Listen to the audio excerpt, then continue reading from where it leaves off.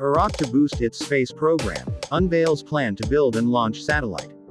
Iraq unveiled plans to build and launch a communications satellite soon and is seeking foreign partners, a government official told The National. The satellite is intended to help modernize the country's telecommunications services. Iraq is seeking foreign and Arab countries to build and launch a satellite for the country. What has been announced this week is the tender for the project, Communications Ministry spokesman Rod Mashatani told The National as per report on 2021. Details on how long it will take to be built, where they plan to launch it from and the cost will be finalized after receiving bids, Mr. Al Mashatani said. The tender invites the developers to design, build, launch and operate the satellite, offering a partnership deal, according to the tender seen by The National. Interested companies have to pay 75 million Iraqi dinar, $51,000, to obtain the documents and have until November 18 to submit their bids. This achievement came with the support and guidance of Prime Minister Mustafa al-Kadhimi, who is pushing for Iraq to keep up with developments taking place in the new telecom sector, Mr. al-Mashatani said. Iraq's Minister of Communications Arkan al-Shabani, who announced the plan at the second Iraqi Cyber Security Conference in Baghdad, said, "The development represents the prestige and sovereignty of the state." In 2014, a team of Iraqi students at the University of Rome built a micro-satellite called Tigrisat, which blasted into orbit in June of that year on board a converted Soviet-era intercontinental ballistic missile. The small satellite, Iraq's first, uses a camera to detect dust storms over the country and is still in orbit. Iraq began its space efforts around 1988.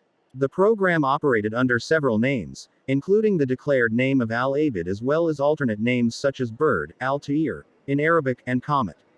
The project was carried out under the overall direction of the Ministry of Industry and Military Industrialization. In mid-1988, the Space Research Corporation (SRC) began studying development of a launch vehicle capable of placing a 100 to 300 kilogram payload into a 200 to 500 kilometer orbit. The vehicle had to be developed using existing systems. A second team, apparently consisting of 2 foreign experts from an unnamed country, also assisted. SRC evaluated several different options, including configurations of 4 to 6 extended burn time Scud rockets clustered around a single extended burn time Scud as a second stage and a new third stage.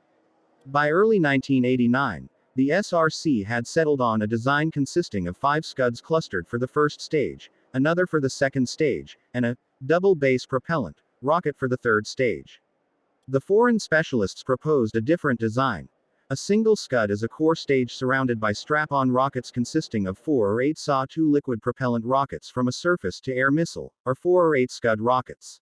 The second stage would be either liquid or solid propellant, and the rocket would also include an apogee kick motor. Space Research Corporation experts rejected this design approach. The SRC leadership produced a development schedule for the Al-Abid with the goal of making the first launch by December 12, 1990. Initially, the design had an enlarged payload shroud to house the satellite, giving it a hammerhead appearance. But General Rod, who oversaw Iraq's missile development programs, proposed increasing the diameter of the third stage to 1.25 meters in order to avoid this hammerhead shape.